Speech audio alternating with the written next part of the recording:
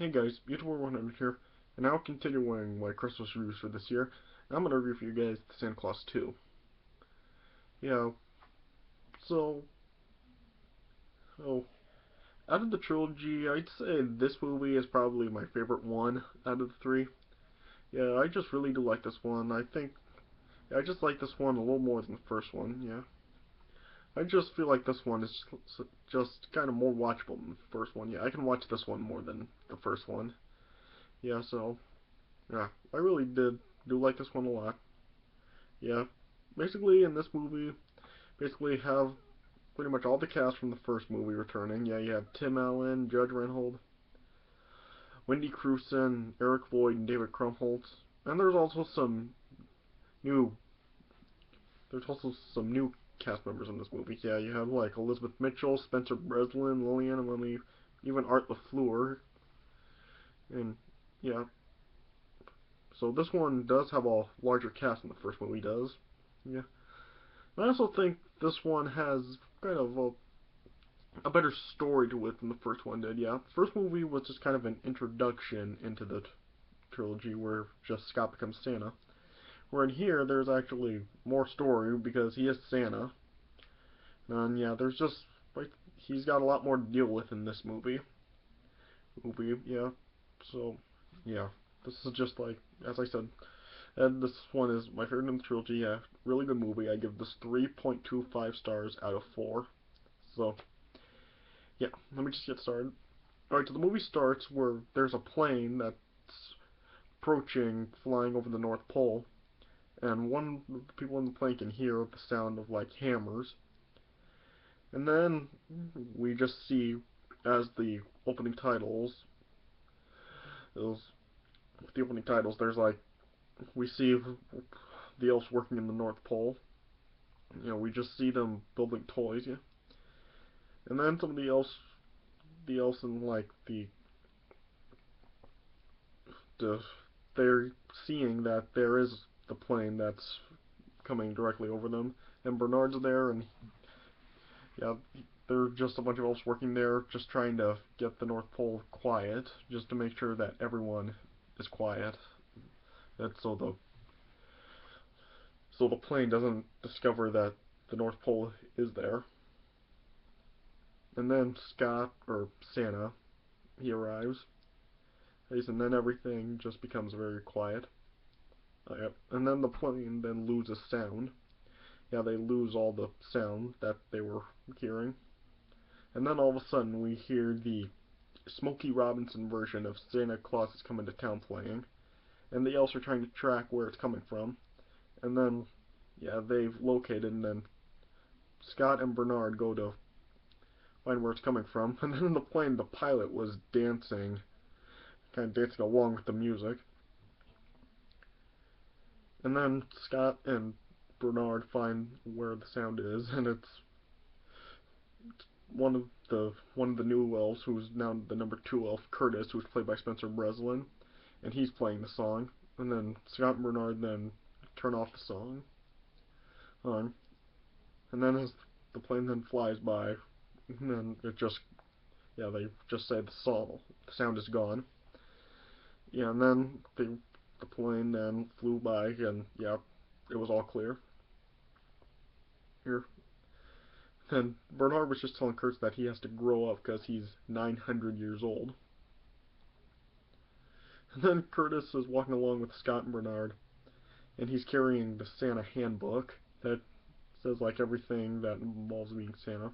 And then one of the new reindeers who's in training, Chet, is training to fly, and he had the voice of Phil from Rugrats because he was voiced by the same person who did the voice of Phil. Yeah, and then he just fell. Yeah. Oh yeah. And then we saw Charlie on his school rooftop along with one of his friends, and then they were attempting to make some graffiti. Yeah. Yeah, Charlie was basically just trying to like consult his principal or something. And then yeah, he was spray painted Newman, which was the last name of his school principal, Carol Newman. Yeah, yeah, he was spray painted on the Jim Wall. Newman equals no Christmas tree. Yeah, what it was, he just like spray painted a picture of a Christmas tree and he made like one of those no signs, the red circle with the slash, yeah, over it. And then the principal caught him, and then Charlie was busted. But yeah, we just saw Principal Newman. That's what we'll just call her for now. She had a ladder and she climbed up and she was just staring at Charlie. Yeah. And then back at the North Pole, well, Santa was like helping the elves with toys. Well, yeah. And then one of the other elves, Joey, who I swear really looked like Frankie Muniz, him and some other elves dropped some tinsel or something down on Santa, and then Santa challenged him to a football game. And Bernard was telling Curtis that he needs to tell him, which we found out what they were talking about, he needed to be told, that he needs to get married. Yeah, we found that out later on. Yeah. And Curtis was asking Bernard why he has to be the one to tell him, and Bernard said it was because Bernard's the head elf and he doesn't give the bad news.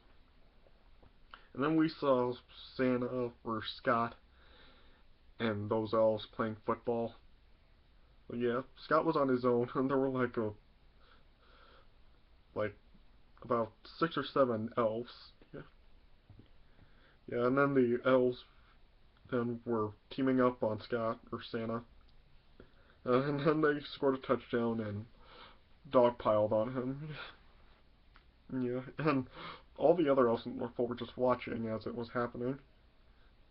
And yeah, yeah, and then Bernard and Curtis told Santa that they need to talk to him. And as they were helping Scott get dressed for a Council of Legendary Figures meeting, one of the new elves, Abby, who was really just seemed like she was like one of the main elves in this movie.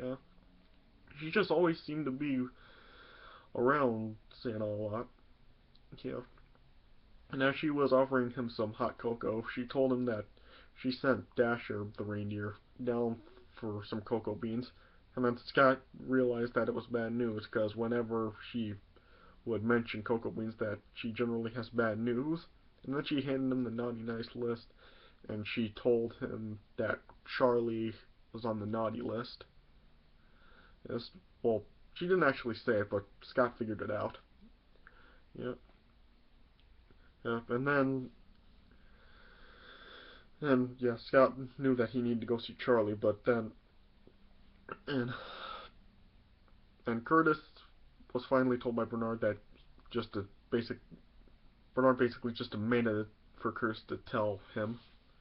And Curtis was just kind of just like stalling. He said like there was a clause, Santa Claus. There was a first clause. There was also a second clause. And then he pulled out the card that Scott found in the first movie when the last Santa fell off his roof. Oof. And then Bernard told Santa that Curtis overlooked the single most important detail in the history of Christmas. And then, yeah, there needed to be. He pulled out a magnifying glass showing like what it also said on the card, even smaller than the rectangular lettering from the first movie. Yeah, and it basically told Scott that he needed to get married, and Bernard said it was the Mrs. Claus. And Scott asked what if he didn't want to get married. Then Curtis told Scott that the desantification process has begun. Yeah, so basically meaning that if Scott didn't get married, that he would no longer be Santa. And Curtis told Scott that he had 28 days, and it was he had to find a wife by Christmas Eve. Yeah, and then Scott's Santa beard then shrunk. It was from the full beard to it shrinking down to being just like a regular beard. Yeah, and then we saw the Council of Legendary Figures meeting. There were figures like Mother Nature, Father Time, the Easter Bunny, the Tooth Fairy, Cupid, and the Sandman. Yeah. Yeah, and their first part of the meeting was the Tooth Fairy, who was played by Art LaFleur, wanted to change his name. Yeah, he had suggestions like Captain Floss, Pac-Man, and Roy, And Cupid just laughed at that because no kid would put a tooth under a pillow for a guy named Roy. Then Santa suggested the Molinator, and Cupid liked it. And then when they voted, Santa and the Tooth Fairy were the only ones in favor of the name change. Everyone else said no. Yeah, and then the next part of the meeting was basically Santa telling them what was going on. It was the most important time of the year, and he told them about what happened to Charlie. He's on the naughty list, and that he needed to find a wife by Christmas Eve or he'd stop being Santa. Yeah, and then the Easter Bunny could tell that his beard was shorter. Yeah, and Scott just said that, yeah, he's got to be over at the North Pole, but he also needs to go deal with Charlie. Or and find a wife. Yeah. And then he asked Cupid if he could shoot him with one of his arrows, and Cupid just told him that they have no effect on him. And the Easter Bunny said that he couldn't stop being Santa because the kids have been even happier since he's taken the job. And Father Time told him that he just couldn't be in two places at once. Then we cut to like a pantograph or something. Curtis told him that maybe he could, and then he sent all the other elves in that out of the room. It was Curtis, Bernard, and Santa left in the room. And there was a toy machine which like it shrinks, enlarges, or clones other toys. And he told Santa that he should go in and it would make a toy clone of him. So yeah, so Scott could go deal with Charlie and look for a wife, and the toy Santa would deal with business up at the North Pole. But Bernard and Santa just, yeah, they didn't want to do it because, yeah, it wouldn't solve the problems. And then a mouse just hopped on the machine and went through it. And then, yeah, the machine made a clone of the mouse. And so then Santa just decided to go in. And then he went in the machine, and as he was in there, he was like grunting and saying "ow." Then when he came back out, oh, Curtis thought that it was the toy clone home because, and then Santa just said it was just him, the real him. And then when he got out, the machine was still running, and then the toy came out, and then all three of them said it's naked, and then they actually showed a close-up of the toy clone's ass. I mean, seriously, this is a Disney movie. Yeah. And then, yeah. And then Santa could see that the toy could talk. Uh, and yeah, it would work just fine. And then Santa told Bernard that he needs to go see Charlie, and Bernard needs to convince the other elves that the toy Santa is him. And yeah, it just looked different, yeah, because it was had the plastic face and the hair was sort of a different color. It was gray rather than white. And then yeah, Santa just told Bernard that just to tell the elves that he changed his look and it would work. Yeah, and then Bernard just he went along with it and he told the elves what was going on. And then as Santa was getting ready to leave to go see Charlie, he took Comet with him. And then Bernard gave Santa his watch, and he said he had a power reserve to measure how much magic he's got left as being Santa. And there was like a meter from 10 down to 0. And Bernard told Santa that if he uses any magic at any time for any reason, the level would drop, and if it would hit 0, then he wouldn't be able to come back to the North Pole. And then, yeah, Santa and Comet left to go see Charlie, and then we cut to the school where Scott's beard and hair went down even more. It was the gray, basically. Yeah, it was just the gray beard now, and it was extremely short. And he saw Laura and Neil there, and Laura and Neil were telling Scott what will happen with Charlie and why he was in trouble. And Principal Newman greeted them. And then she went up to like one of the like school slackers or whatever and she told him that if he kept slacking that he would just be up on the highway picking up trash. And then in her office, Charlie was there, and she was telling them what happened, and if it keeps going, then she'd have no choice but to suspend him. And when Principal Newman was asking Neil if he had any theories, Scott just basically was trying to just make sure Neil didn't talk. I didn't want to hear Neil talk. He was like, let's order a pizza. And then he was banging his head on like a file cabinet. And he just basically said the problem was it's 4 weeks until Christmas. And then he just stopped for a second and he like said on the side, he said like, that's a major holiday in December to Principal Newman. And like brightened up Charlie a little bit. He's like let out a chuckle or something. He just gave like a half smile. And he asked Principal Newman why there were like no decorations in here, and Principal Newman told him that it was because it was a public school and spending money on holiday decorations would take away from things that matter. And he just basically said, to make a long story short, he told Charlie to promise that he would never do anything like this again. And Charlie just said, all right. Right? Yeah, and Scott just said that Charlie's good to his word and he won't do it again. And then back at the North Pole, there was the Toy Santa. You know? And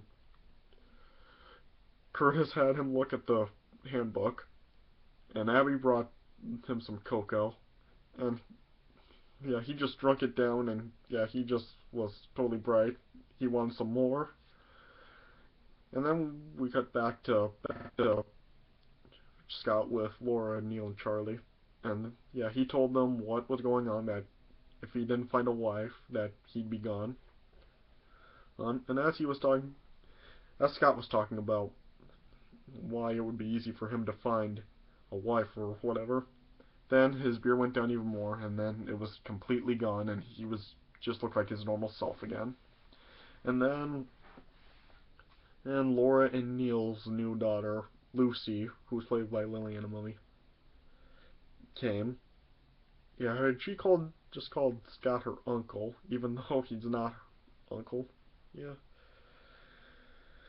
And Scott told Lucy that they'd go to the mall for some ice cream, and Charlie just butted in. He said, like, plenty of women at the mall. And then back at the North Pole, Curtis and Bernard were just telling the Toy Santa to just tell the elves that they're doing a good job.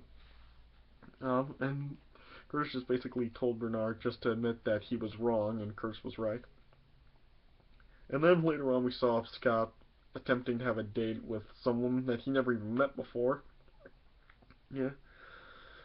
And at one point she was just singing like a Christmas kind of version of the song I Feel Like a Woman. And then yeah, and Scott just basically said that he was kind of scared of it. And then the lady just left. Yeah. Then later on back at the North Pole, well, the Toy Santa said that he needed the naughty nice list, and Bernard, because he needed to check it twice, and then Bernard told him that the real Santa already checked it, and then the Toy Santa just said he is the real Santa. Then Curtis just said that they should have some fun, and Santa should go play some football with the elves again. And then the Toy Santa just basically demolished all the elves, really. He tackled one down to get the football, and then as the other ones were running at him, he just totally knocked them down until it just came down to him and Joey. And then Joey just ran off and the Toy Santa was chasing him. And then, back at Charlie's school, a cop was then chasing him down the hall because, once again, he made some graffiti. Then Principal Newman caught him. Then, yeah, Scott just went there on his own. And Principal Newman showed Scott what Charlie did. And Charlie did some graffiti on the school lockers. It showed Principal Newman, and it said, "Trim a tree, go to jail."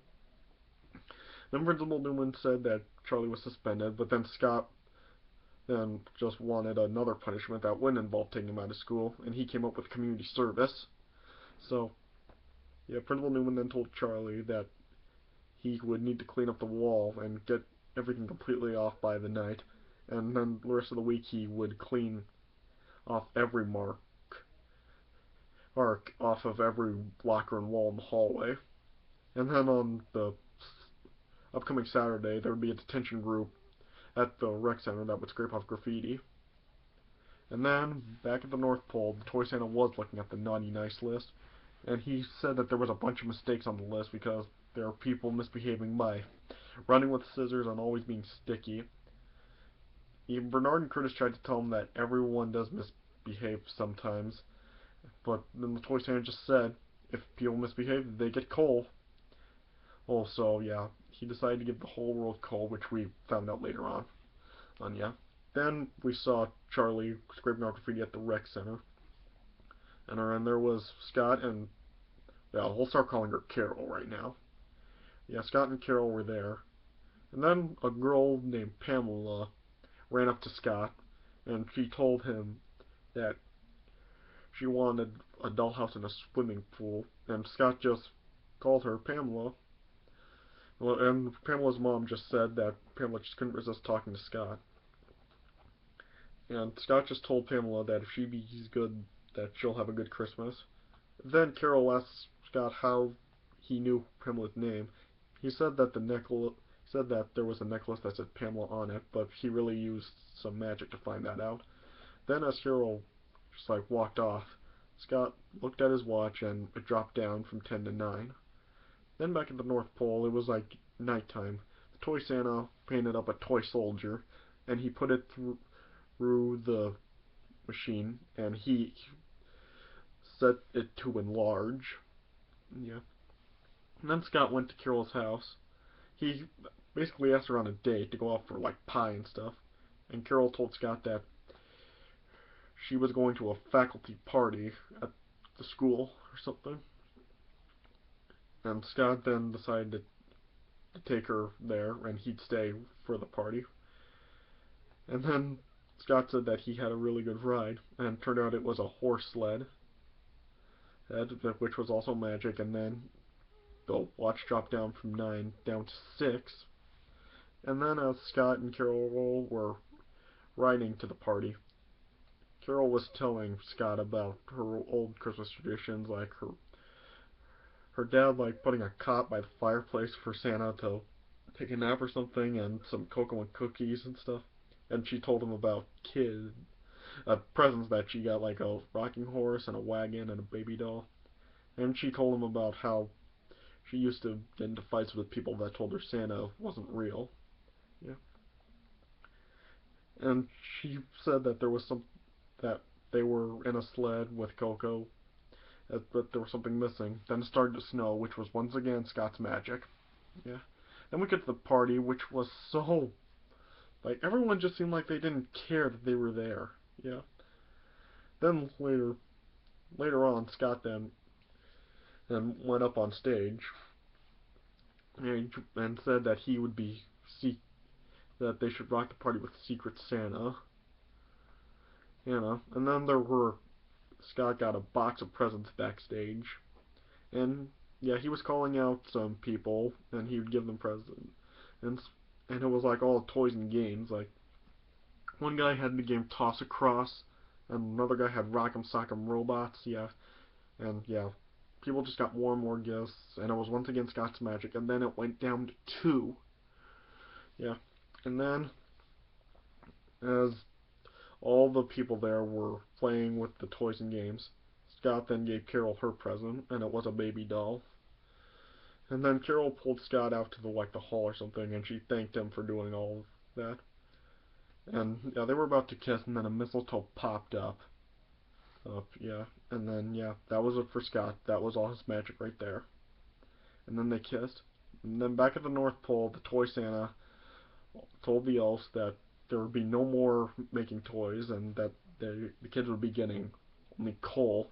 And just to make sure that the elves would obey, hey, then there was a group of giant toy soldiers that all walked out. Yeah, and then Bernard finally told all the elves that he wasn't Santa and he was a toy.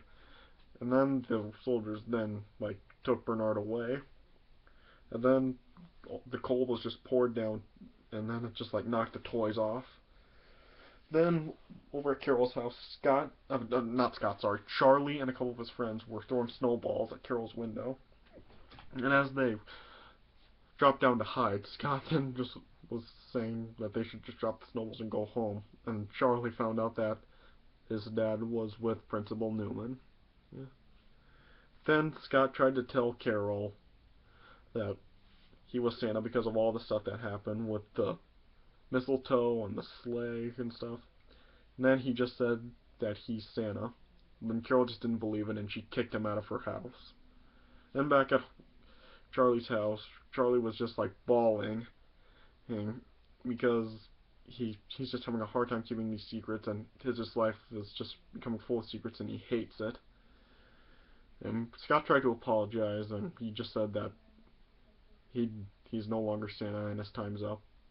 And Charlie just didn't care. He walked off. Then the next morning, while Charlie was like shoveling snow, Lucy came up to him, asked what was wrong with Scott, cause yeah, he just didn't want to do anything. And she was just asking Charlie a bunch of questions. Then Charlie just snapped and said they were just hard questions to ask. Then Lucy just told Charlie straight up that Charlie couldn't be mad at Scott forever because he's his dad and he loves him. And back at the North Pole, we had the Toy Santa just walking around with the soldiers, and the elves were hammering the coal. And then he told one of the elves a knock knock joke, knock knock, who's there? And then he said Archa, and the elf said Archa who? And Toy Santa just shouted, aren't you supposed to get back to work? Yeah. And then back at the house, Scott and Lucy were playing cards, and then Curtis flew down on a jetpack, and he just wailed down the snow. And then Lucy answered the door. Curtis was there. She asked if he was an elf. Curtis said he was a friend from Buffalo. Yeah, and then, anyway, back to what I said. Yeah, Lucy asked if he was an elf because he had pointy ears. Curtis said no. And she asked why he has pointy ears, and he said it was because he never ate his green vegetables. He just asked Lucy, do you eat your green vegetables? And then Lucy just ran over to Scott. Curtis came in. Yeah, and then Scott just told Lucy that Curtis was a friend. They worked together in Buffalo. And then he just sent Lucy to bed. Then Curtis told Scott what happened, that the Toy Santa is out of control because he's locked up the elves, he's shut down the factory, he's giving the whole world cold, and he told Scott that Bernard has been put under house arrest and that he just needs to come back to the North Pole. And Scott told Curtis that he couldn't because he was out of magic. And then Curtis reminded Scott that he had Comet. And yeah, when they went outside for Comet, Comet was just there with a bunch of candy wrappers. Yeah, because earlier in the movie, I should have said this before, yeah, Lucy gave Comet just a small crunch bar.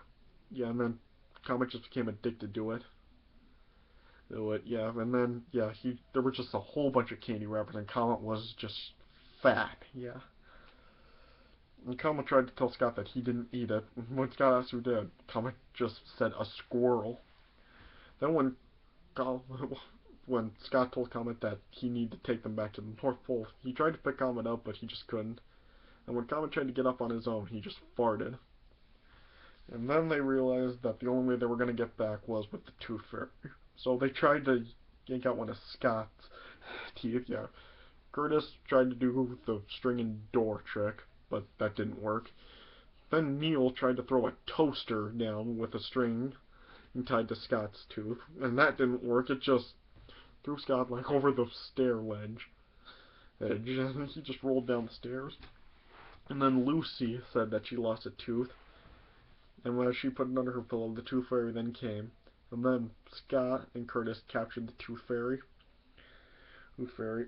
And the Tooth Fairy didn't believe that he was Santa at first, and then, Scott just gave the Tooth Fairy proof that he was Santa. And then he flew them back to the North Pole, but he was flying too low. Curtis kept hitting stuff. He had a trash can and a car. Then the next morning, Scott was talking to Charlie was talking to Principal Newman again. Yeah, he basically just tried to tell her that Scott was Santa too. Then he handed her his snow globe that he got in the first movie. Yeah, and it just basically showed that Scott was Santa.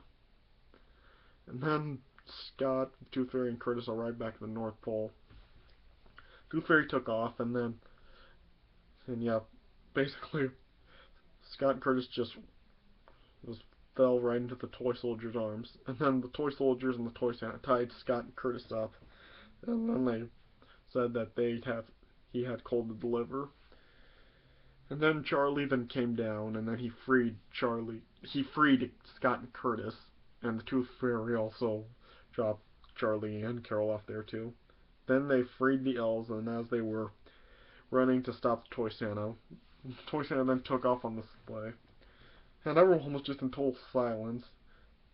And then Bernard called for Chet, and then, yeah, Scott then took off on Chet to try to stop Toy Santa. And then Bernard, Charlie, Carol, and all the other elves, they went out to do battle with the toy soldiers. And then Scott then went on, eventually caught up with the sleigh, and then he got back. He got on the other reindeer and tried just to get closer to the Toy Santa. Yeah. And the elves were just doing basically whatever they could to fight the soldiers. Yeah, they had like drills and they took the soldiers apart. They used like some Bernard and another elf had like two kind of snowmobiles or something with a ribbon attached to it to like trip the soldiers or something. And yeah. And yeah. Some other elves also sprayed some silly string to the toy soldier's face, and that just took him out. Yeah. Then Scott then eventually did get to the Toy Santa and the actual sled. And yeah, then as they were fighting in the sled, they just lost the straps for the reindeer. Here, and then the sled just went down to the ground, and then they bumped into like the stairs or something, and the Toy Santa went flying out, and the elves just piled up on him, and then they put him in the machine and set it to reduce. And then Scott got back in the suit, and as he was about to take off to deliver the toys, Bernard reminded Scott that he needed to get married. Yeah, and then Scott told Carol that he needed to find a Mrs. Claus, and he basically just proposed to Carol, and Carol said yes. Then we had the wedding, like right away. Mother Nature was the priest or whatever, and they got married, and right when they kissed, Scott gained his weight and white hair and beard back. And then Scott and Charlie went into the sleigh. And Scott told Carol when playing the honeymoon, don't do anything tropical because she would not want to see this in a Speedo, yeah.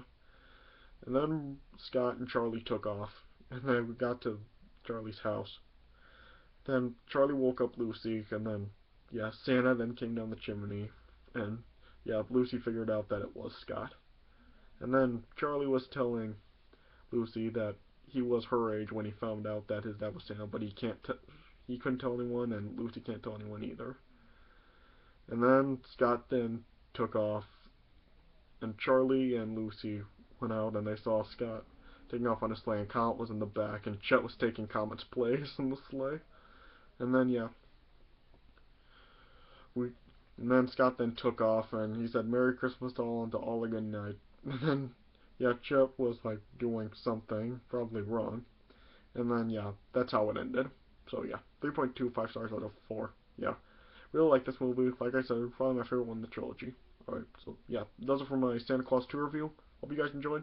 Thanks for watching. I'll see you guys later.